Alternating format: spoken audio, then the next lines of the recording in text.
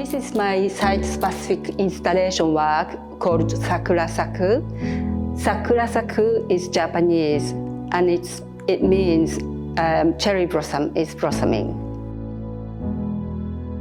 Cherry blossom has a very special attachment with all of us Japanese. Cherry blossom is very symbolic. It only probably blossoms about just 2 weeks in the entire period. But when it blossoms, it's so beautiful.